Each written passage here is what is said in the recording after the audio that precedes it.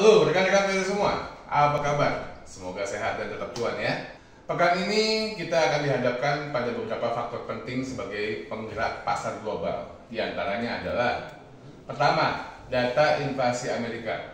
Laju inflasi di Amerika untuk saat ini memang dinilai bergerak relatif stabil, sehingga ekspektasi mengenai arah kebijakan The Fed masih belum bisa diperkirakan secara pasti.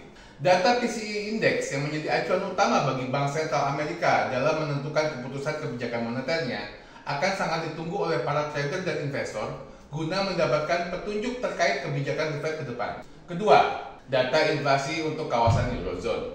Tekanan inflasi hingga saat ini masih dirasakan oleh perekonomian di kawasan Euro, di mana perkiraan data CPI Flash Estimate untuk kawasan tersebut akan menjadi penentu bagi keputusan ECB. Setelah sebelumnya Presiden ECB, Christine Lagarde menegaskan bahwa mereka harus menjaga batasan suku bunganya dalam beberapa waktu ke depan, maka ini artinya adalah masih membuka peluang berlanjutnya pengetatan kebijakan moneter dari ECB.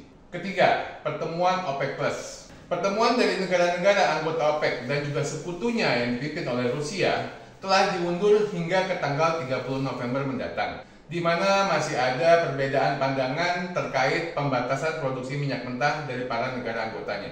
Dalam hal ini, OPEC Plus sepertinya masih akan menerapkan kebijakan membatasi pasokan minyak secara sukarela kepada negara anggotanya, mengingat saat ini harga minyak mentah dinilai masih jauh dari harga ideal di kisaran $80 sampai dengan $100 per barrel. Yang keempat, rally pasar saham. Menjelang akhir tahun diperkirakan sejumlah perusahaan teknologi yang masuk kategori mega kapitalisasi terbesar atau yang dikenal sebagai Seven Magnificent di bursa Wall Street akan mengalami rally, sehingga hal ini tentunya akan memberikan tekanan yang signifikan terhadap aset safe haven termasuk emas yang kemungkinan juga akan mengalami aksi profit taking.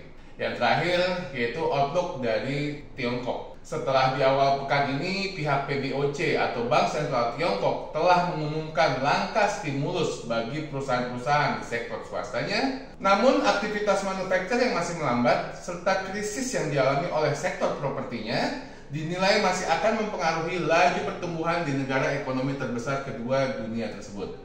Demikianlah sejumlah faktor yang harus diperhatikan oleh rekan-rekan trader semua sebagai acuan dan juga bahan pertimbangan untuk bertransaksi di pasar berjangka. Salam profit.